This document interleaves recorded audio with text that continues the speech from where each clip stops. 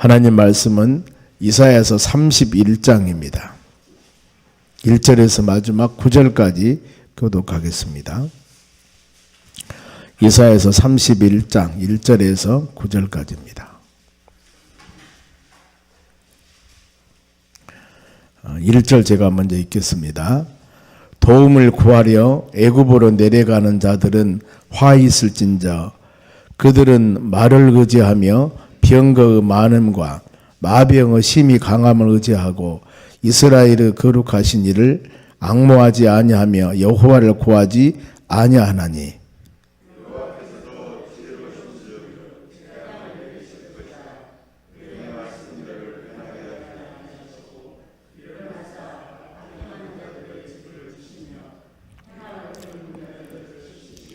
애굽은 사람이요 신이 아니며 그들의 말들은 육체요 영이 아니라 여호와께서 그의 손을 펴시면 돕는 자도 넘어지며 도움을 받는 자도 엎드려져서 다 함께 멸망하리라.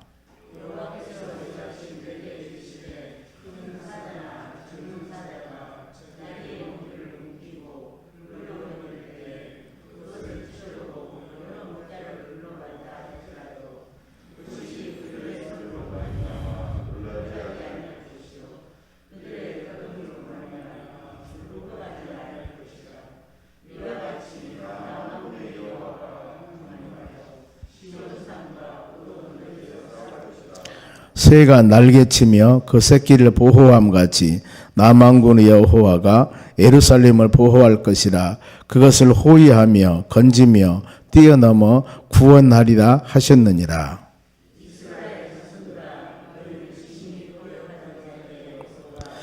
너희가 자기 손으로 만들어 범죄하는 우상 금 우상을 그날에 각각 사람이 던져버릴 것이며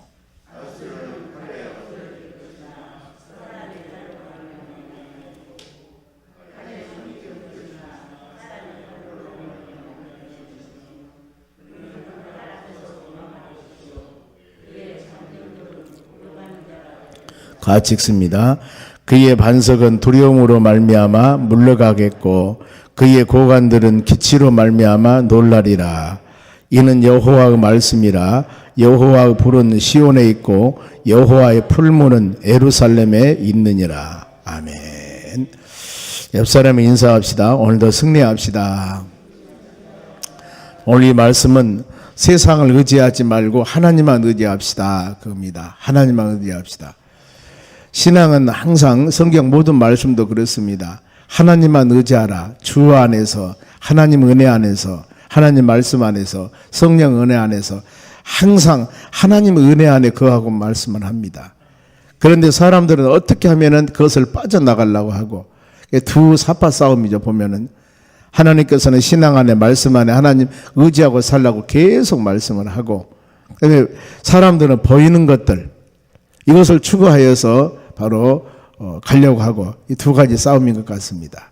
우리 마음에도 바울 사도가 고백했듯이 육신의 소욕과 성령의 소욕이 내 마음에서 두 마음이 싸우고 있기 때문에 참 오호라 나는 곤고한 사람이로다. 이런 고백을 했듯이 우리의 삶도 비슷한 것 같습니다. 이 하나님께서 세상을 의지하지 말라고 하는 것은 에레미야 17장 5절에 사람을 의지하고 육신으로 힘을 삼고 마음이 하나님께 떠난 자는 저주를 받을 것이다. 그러면서 그 열매가 사망의 딸기 나무 같아서 좋은 열매가 없다 그랬습니다. 왜 그랬을까? 천지를 창조하신 창조주는 하나님이십니다.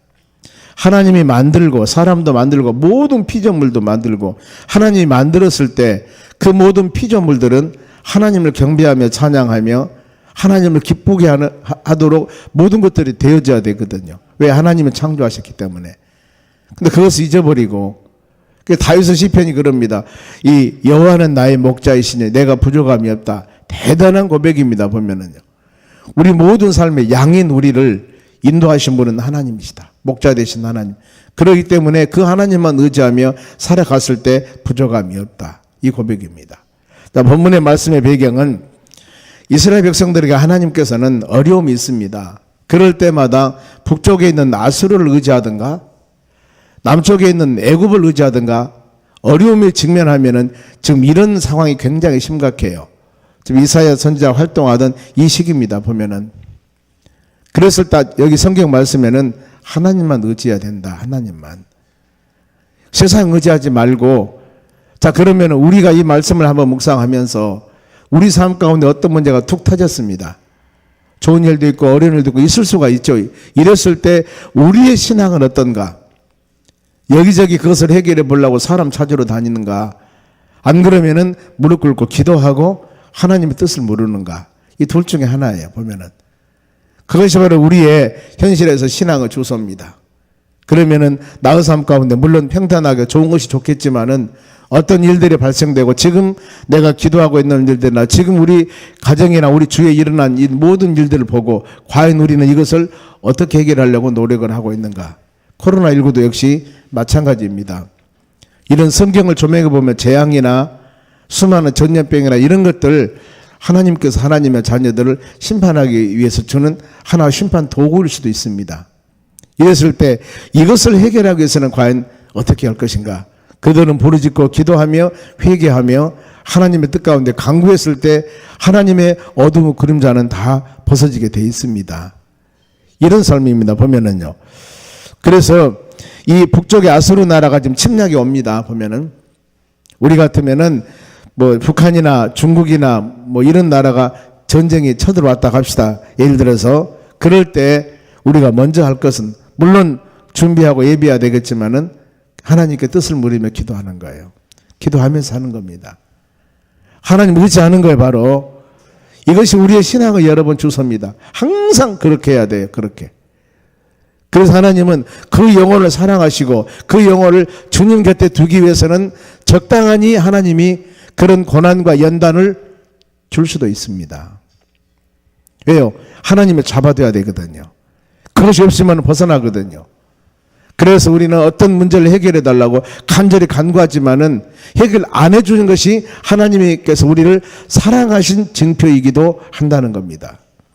고린도후서 12장에 보면 바울 사도가 하나님께 고백하지 않습니까? 육신에 질병이 있어서 이것을 치료해 달라고 기도합니다.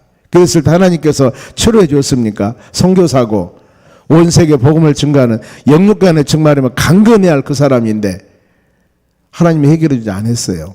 네 은혜가 너에게 족하다. 너는 육신이 그 연약한 부분대로 그 죽을 병은 아니에요. 복음 증거하면서도 그건 큰 어려움이 있는 것은 아닙니다. 그렇기 때문에 그렇게 평생 살아야 돼. 왜요? 그것이 너와 나 사이에 바로 생명줄이다. 너와 나 사이에 신앙의 줄이다. 이것 끊어져 버리면은 너는 안 된다. 하나님이 그거예요. 이것을 깨닫고 난 후에 내가 연약할 때가 강하고 하나님 감사합니다. 감사합니다. 이 고백을 하는 겁니다. 이 성경 하나님 말씀에 우리가 은혜 안에 살 때는 깨달음이 그렇게 중요한 거예요. 하나님께서 나에게 주신 깨달음. 그러면은 고난이 됐건 힘든 일이 됐건 좋은 일이 됐건 이 모든 거 그렇게 큰 문제가 되는 것이 아닙니다. 이것이 하나님께서 나를 사랑하는 증표야.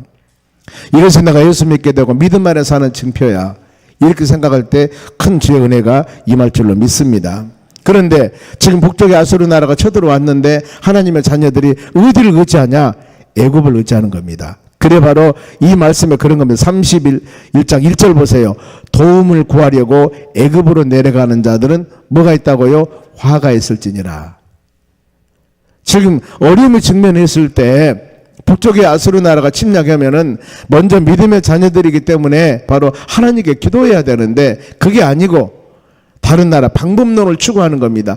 하나님께 방법을 추구하면 하나님의 도움을 구하면서 어떤 해결책을 구해야 되는데 하나님은 저리 가버려요.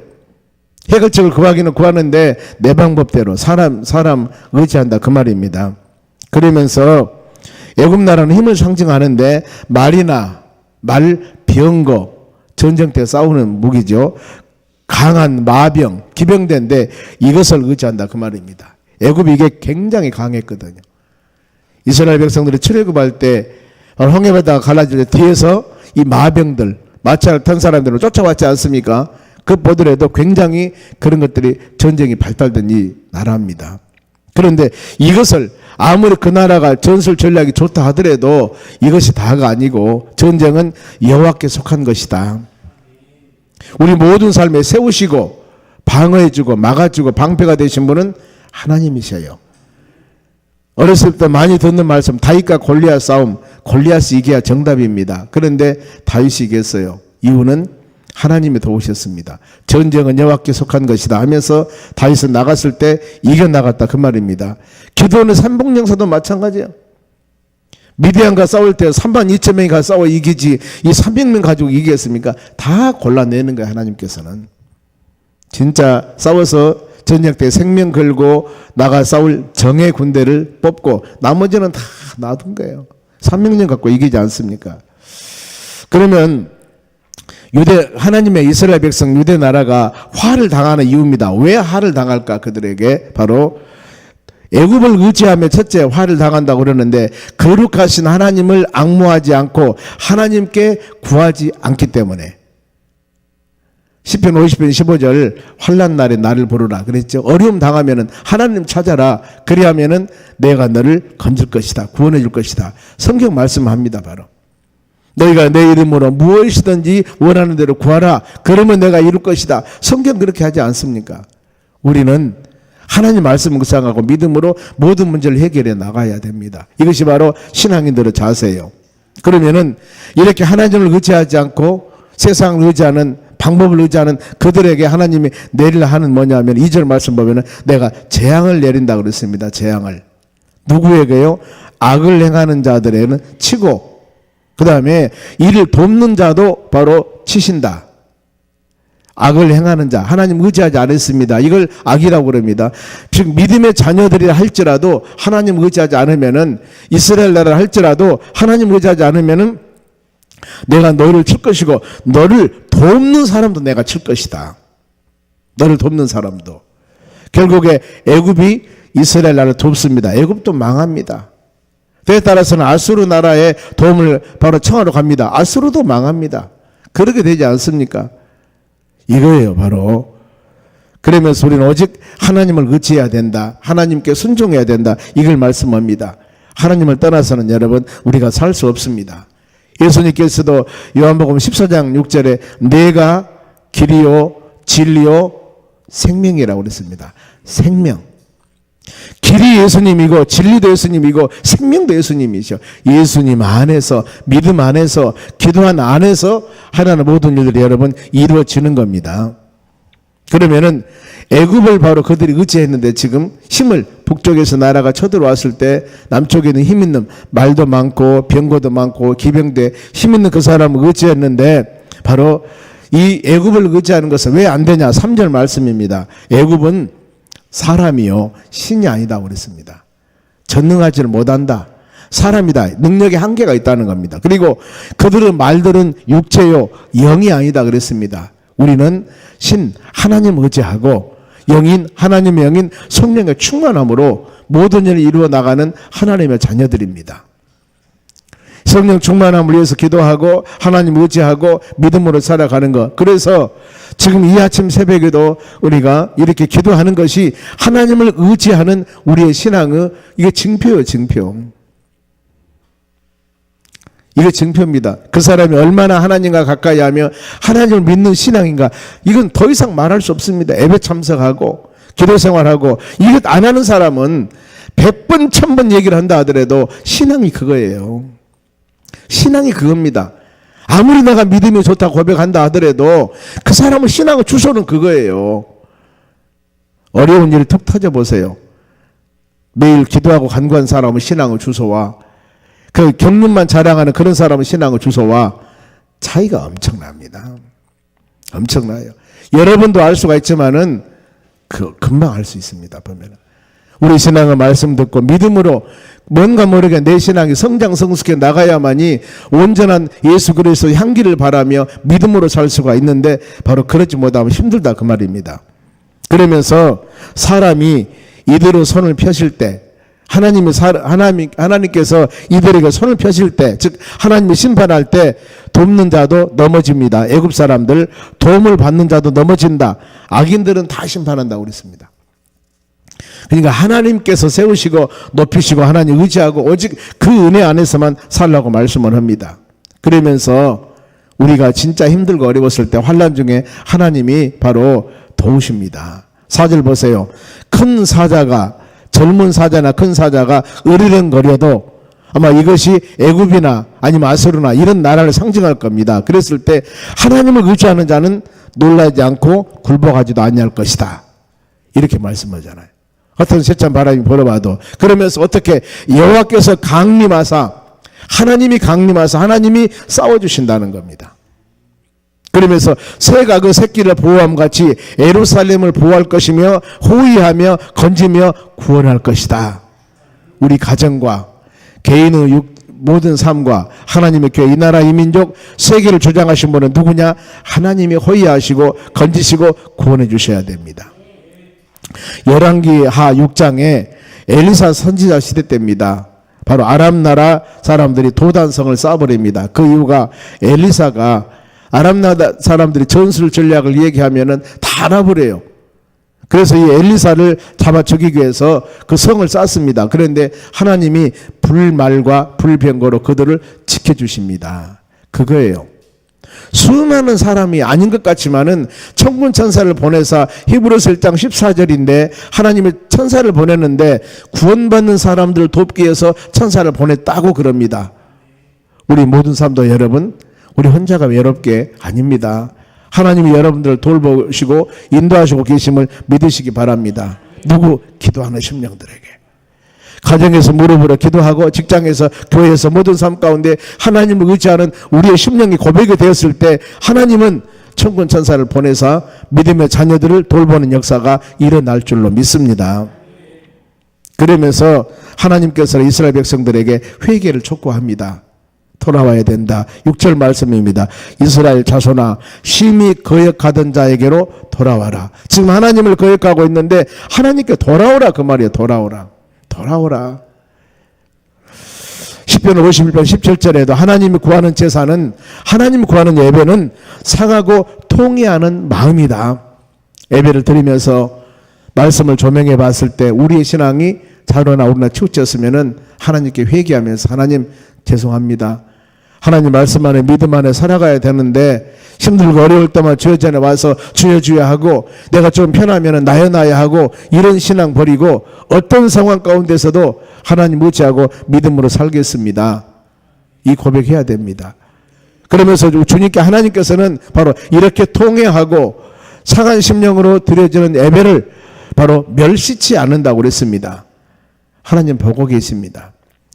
여러분의 심령 아니면 하나님의 교회 보고 계시고 인도하심을 믿으시기 바랍니다. 그러면서 돌아온 탕자를 보세요. 잠깐 주님을 떠났지만은 다시 허랑방탕하고 바로 이 거짓 생활하다가 아버지 품으로 다시 돌아와요. 아버지 품. 그곳에서 이 돌아온 탕자가 돌아오니까 바로 매를 때리면서 너 나가, 내 족보에서 빼볼 것이다, 이게 아니고 아버지가 돌아온 탕자를 잔치하지 않습니까? 하나님의 자녀들이 물론 믿음이 부족하든가 깨달음이 부족해서 우리가 잘못 일을 할 수도 있습니다. 그러나 말씀 듣고 기도하는 중에 성령께서 깨달음을 주시면은 돌아오는 것입니다. 돌아오는 거예요. 돌아와서 하나님께서는 왜 이제 돌아왔냐 하면서 막 책망하고 바로 그런 것이 아니라 하나님께서 우리에게 긍휼을 베풀어 주심을 여러분들이 믿으셔야 돼요.